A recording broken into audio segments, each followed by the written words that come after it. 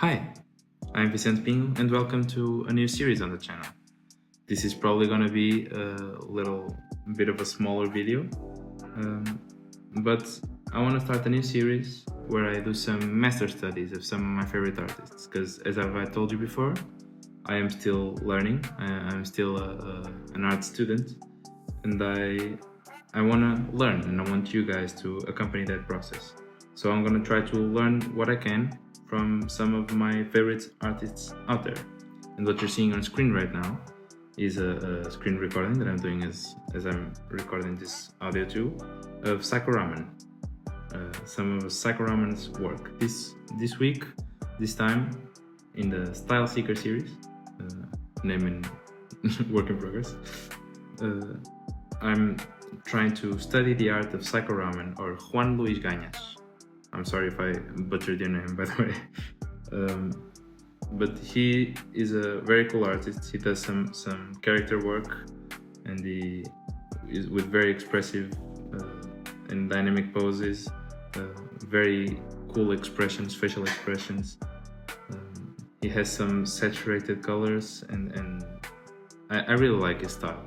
It's really inspired me during the last couple of years, and I think it's from the artist I want to study, it's the one that is at this moment the closest to my own personal style, or the things I'm more comfortable with. And so I want you guys to check it out with me. I have I've already done all the work you're gonna see today. You're not gonna see the process of it, but I wanna talk about it, and I want you guys to go through the process with me, and I want to explain how I went about it. Okay, so with Psychoramen, I started by trying to identify some key things about his characters. Okay, I'm gonna just pick a different color here for you guys to see exactly what I'm doing. Okay, there were a few things I wanted to emulate in his style. I wanted to the first one was this amazing line-weighted line arts, okay, that I'm not sure I completely captured, okay, but I wanted specifically to try and get some of the dynamic poses, try and get some of the shape language that he uses. He does these very bubbly shapes, okay. He uses this is basically an egg shape, right? Basically an egg shape, and then he kind of cuts into it with a more angular type of line art, right? Because this is very much an egg shape, but the line art is very angular. As you can see, has a lot of vertices, well-defined vertices, and that I feel like he managed to strike a very cool balance in his own art, in his own work, by using these contrasting shape, contrasting shape and line art. Okay, and so one of the things I did, just an anatomical reference study, was try to figure out how he did anatomy. I used this character here for reference. I should know his name. I'm sorry, I don't. But when you go check out his Instagram at Psychoramen, okay, you're gonna be able to see he usually does the description of the character and the name of the character, and he gives them a little backstory because he's creating a universe of his own, and it's very cool. I think if you guys like my stuff, you're gonna love it. Okay, so I tried to study a little bit of his anatomy by using this character as a reference point. Okay, and I learned that he uses more or less 3 heads of height. Okay, so what I did at the time was I came here, I did this, okay, and I pushed this sphere to the side, okay, and I did this, and I cloned it down until I got to the character's height, to study more or less how I did it. It's not perfectly 3 spheres of height, okay? At least not on my reference. Maybe I should have used his actual work as a reference. But as you can see, it's close to 3 spheres of height, which is a very chibi proportion, right? This is the proportion you usually see in chibi artwork, in chibi anime. And what I think it's important to note about his work is that even though he has these chibi proportions, if you think of Dragon Ball Daima, for example, they do have the characters go back to these chibi proportions, these childlike proportions, and they are very good at creating dynamic poses even though the limbs are very short, because it's very hard to create dynamic poses when the limbs are short, right? But he manages to create poses where you can clearly see the limbs going in their own different way, right? You can clearly, with some small indications, see that everything is doing their part, and the characters are very dynamic, and uses every single appendage and big shape he can to add to those dynamics. Okay, for example, right? Even though he has this very monotonous shape for the sleeve, right? Because they're very, and even then they're not really monotonous because the sleeve is larger than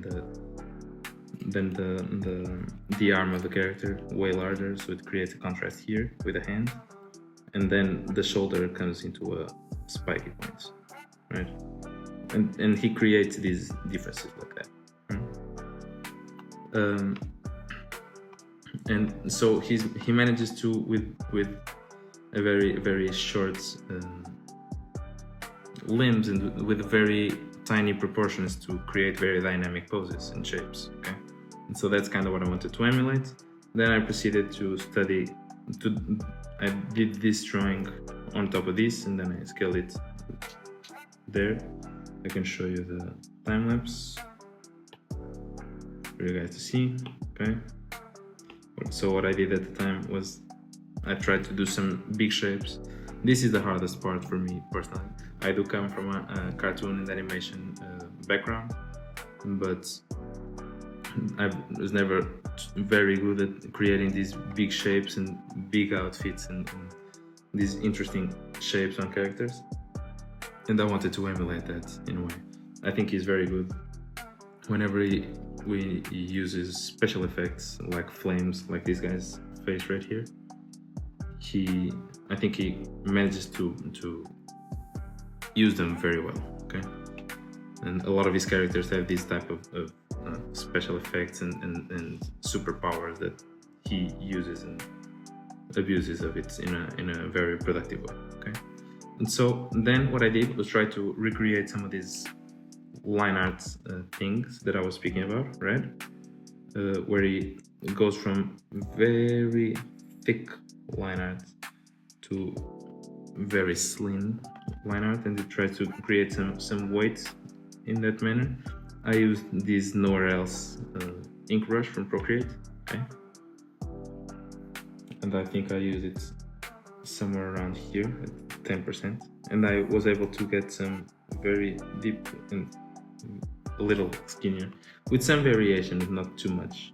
I believe he uses more variation in his work, and I don't know if it's a filter applied afterwards or if it's the way he actually does it. I don't know if he goes back there and creates bigger shapes and shadows. I would have to see a time lapse of his work with more time to throw myself into it.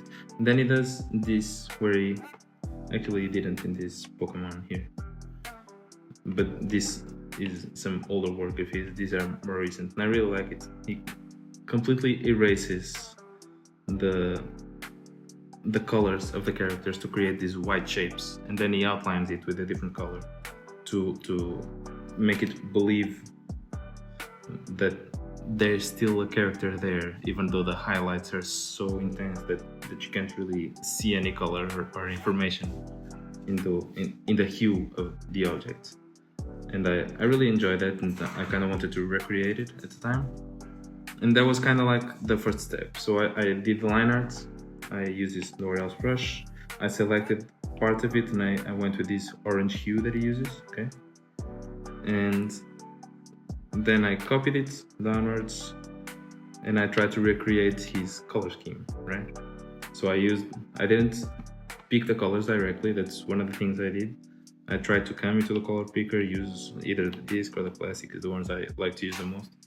I like the discs more because it allows me to see the contrasting colors and try to make color schemes with it, okay?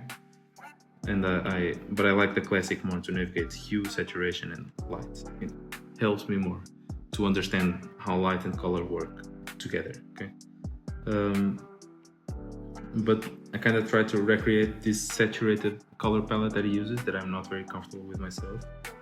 And I try to use some of those colors here and then recreate his shading style. So I erased here some of the color I have applied first, right? Let me just do another layer here. I recreated some of this color, I erased some of this color to create the highlight where I have painted the outline orange. And then I did some very soft shadows. He does some very soft brushwork with his shadows and the rest of his highlights. And I didn't go too heavily into it because I have because I have another artist that I want to see afterwards that it will help me, I think, to understand more the painterly side of what I've been trying to do lately. But it does recreate some very soft shadows, so I just use a multiply layer with some blue hues over here, right? And I recreated what I think he was doing, more or less on the opacity level, on the contrasting level that he did it as well. And this was the first step of what I wanted to do, which was try to understand his style, try to understand his process, try to understand what were the common points in his work, what was the common through line of his work, what made me look into a painting or into a character and understand this is Juan Luis Gagna's Psychoramen's art, okay? And that's kind of what I try to understand with this one, okay? And now I'm gonna go into the next one. With the next one, I'm gonna open it up over here. I try to do one of his characters on my own style, okay? So the first thing was copying what I have learned from the last one into this new canvas, right? And I created this square canvas because it's kind of what he usually uses himself in his work, okay? And I'm gonna create a new layer here. I don't need, I can use this one to try and explain to you what I did, okay? So this came afterwards, but I started with a sketch and I tried to, in this sketch, this character doesn't have legs. It's one of my characters, but it doesn't have legs, but I chose to use this character because it's a very simple one. And I think I'm gonna be able to apply it maybe throughout the rest of this Style Seeker series and try to do it in different artists' styles and try to replicate it in that way, okay? And I try to, using the proportions that I learned, recreate the height of the character and the proportions correctly according to Psychoramen style. So this was very much a copying exercise, okay? And after that, I did some line art, okay? I understood that it uses color line art for the, color line art for the highlights, color line art for the other side, the shadow side of the highlights, right? And color line art for special effects and superpowers. So these here are all purple for a reason. And then he uses everything else is black, okay? And that's what I wanted to do. This is at least what he usually does. He's an artist, he's a human, so he's not a machine. He sometimes goes out of these things, but these are what I found to be his most common traces in his recent artwork, at least, okay? And then I did something that I usually like doing with line art, which is duplicate the layer and create an overlay of it, okay? I did this before I added all these effects, that's why this layer is a little bigger, okay? I duplicated the layer and I created this overlay. I'm gonna take this out so you guys can see what it has, okay? Basically, what this overlay has is a 2%, I think, Gaussian blur, okay? So I blur the line art a little bit. I can do this, okay? I blur the line art a little bit and I lower its opacity and I put it into overlay mode so that it kind of bleeds into the colors later, okay? It makes the line art look more professional, more confident, and more constant. Okay, I don't know if he does it, but this is something I've learned with time that really helps me personally. And I try to replicate some of the colors, the contrasting colors that he usually uses. I try to study a little bit of how he uses flames and superpowers using very much this character. Wait, using this character as a reference point. Okay. And I tried to replicate it in that manner. And then I added the shadows and I called it a day. Okay. This was my attempt at replicating Juan's style, and I believe I did a pretty good job at it. I'm kind of proud of this one. Okay. But this wasn't me. Now comes the third part of this series, which is trying to apply some of this stuff, not all of it, because I'm not a copycat, but some of this stuff to my own work. So I created a new character of one project that I'm starting now and that I would like to see to fruition, which is about Portuguese mythology. And because I'm Portuguese, in case some of you don't know that, and I try to do the character to my own style, through my own process, and try to apply some of the things I enjoy from Psychoramen's art into my own, okay? So that's kind of what I did. All of this background stuff came way later, okay? I'm gonna erase this. And so these two, okay? All of this background stuff came way later. I didn't do this until way later. So I started with a sketch. I don't know if I still have that layer. I do. Okay, it's here. I'm just gonna make the background white for now so that you guys can see what I'm showing you. And so I started with this sketch. Okay, actually I started with another one. You guys can see it here in the time lapse. Okay. With a couple more. It's kind of an impish character. Okay, so I was trying to play with that. He's like the archetype of the trickster kid, you know, and is very much correlated to flames and trickery in Portuguese mythology. It's a trasgo, in case you guys want to search that out. Okay, and I started here, but I wasn't enjoying this sketch, so I started a new one. Okay, and it's this one that you guys are seeing right now, which has some of the dynamic poses that I was telling you about that Psychoramen is very good at using. Okay, so I'm gonna show you guys what I mean by that. So I did my own proportions. I didn't really think about proportions a lot at this phase because I didn't want to do it too much. So Psychoramen would end his legs probably around here, and his limbs would be slightly shorter. They would be kind of here, I believe, from the things I see, okay, of his. And so I didn't do this, and I gave more room to breathe to the limbs, okay, but try to keep the dynamic of the pose. So there's a clear line of action here, right? There's a head, there's a clear line of action that goes this way, and I tried to have the pose be dynamic enough with all of its moving parts to make it flow that way, right? To make everything kind of flow upwards in this diagonal motion, right? And that's kind of the point of what I wanted. And then I was gonna have the big shape contrasting with it, right? I'm merging with that movement in a different way. But this was what I tried to do, and I was kind of happy with this sketch. I did some tweaking, some altering to the design. I started first with the body proportions, and then I entered into the outfit in different layers, only after I merged them.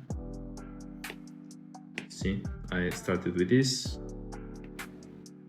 and this was the character in the first try. I played a little bit with the fire shape, but I kept it simpler because I'm not too comfortable with that for now. And then I went into the clothes because I wanted to go in a bit into the clothing design, you know, the outfit design of the character. I went with this vintage, old school type of kids clothing from like the 900s, right? And then I went into the line work and I tried to go with this differently weighted line art that Psychoramen does, right? I've told you about this before, and I think I nailed it pretty okay. I started everything black and then I selected what I wanted to change and I applied the colors to it. So you can see here what I tried to do at least was keep everything relatively the same. The silhouette of the character is very much defined by this angular cheek over here, these sharp claws over here, and here in the ear, because I didn't want it to take too much attention, I went and it's a little further away from the camera because it would be closer to this zone over here. This ear has some thinner line art. Same applies here to this end of the spear that he's holding, okay? This line art being a little stiffer, this one being a little slimmer again, just because I don't want it to be the focal point of the drawing, right?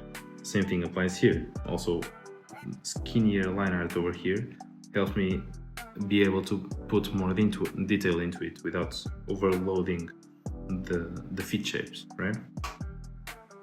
And I really went bold with the line art on the face because I wanted to be the main point of attraction, on this hand because I wanted to call some attention, and on the outfits, okay? With bold dark shadows, and he uses those a lot as well. And then I colored it in. I gave one color to the fire. I tweak it later after actually coloring the shape in because I think it's way easier. And I made his eyebrows the same color, and then in his eyes I gave a little more orange tint to look as fiery but distinct from the hair of the character. And on the ears and on this back side of the clothes I tried to give it a more glowy orange vibe, as the light from its head would be reflecting on him, okay? On the character itself. Hi doggy. I'm sorry, I'm dog sitting right now with my girlfriend at a parent's friend's house. So I'm sorry for this intervention, but Branca came to say hi to all of you. And after this, I went with some colors. I went with very muted dark colors, contrasting what Psychoramen would probably do, okay? But I wanted this nightly scene that you see in the final piece, right? So I went with very muted dark colors, and I wanted to make them pop out afterwards with some highlight layers, and that's exactly what I did. I first went with the shadows to make them a little darker, a little broodier, and I did go with these softer blended shadows that he uses, right? That all come from this side. So as you may see, if this is the main light of the scene, the shadows are all going to come from this side, so you can see all of the shadows are coming from down under, right? And I did these very soft muted shadows and I kind of like it, and then I went a little bit harder with the highlights of the scene, right? The highlights of the scene are what's really doing it, I think, what's really pulling the character together. And I created this new layer for the hair and the eyes, okay, to really, because I didn't want them to be affected by the rest of the light of the character. So I think I did it first in the character layer, and then I duplicated only that part, because I didn't want it to be affected by the lights and the shadows that were there, and it's a little easier to work with layers in that way. I did this overlay layer that I told you about, and I did some effects. Now it's easier if I didn't mean to do that. It's easier if I just show you this. I did some effects over here, right? Some effects, some kind of fire like sparkling off, and using some motion blur to my advantage as well. Okay, and I very roughly painted in a very rough scene, and I kind of blended in with an eraser, and I just made it very blurry because I wanted to give it a sense of movement. You can notice that all of these strokes are going in the same direction that the character is, right? Even here, in these trees over here, they're all going in that direction. And the only thing contrasting with it is, even these parts are in that direction, the only thing contrasting with it is its hair flame and the sparks coming off of it, okay? But overall, I wanted the whole piece to be going that way. That's kind of what I wanted to accomplish with the dynamic of it, right? And yeah, I feel like I'm gonna leave it here. This was Style Seekers. Tell me if you enjoyed watching this process. I think it's something I really enjoy doing, to try and learn from a better artist than me, learn from a bigger artist than me, and try to apply some of his stuff to my own. I think that's a very good way for people to grow. People talk about master studies all the time, and I haven't really done a lot of them. I did some in high school, but I didn't really go into it with this mindset that I am right now. And that's kind of what I did. So I hope you enjoyed it. Tell me what you think in the comments down below, and I will see you in the next one. Bye bye.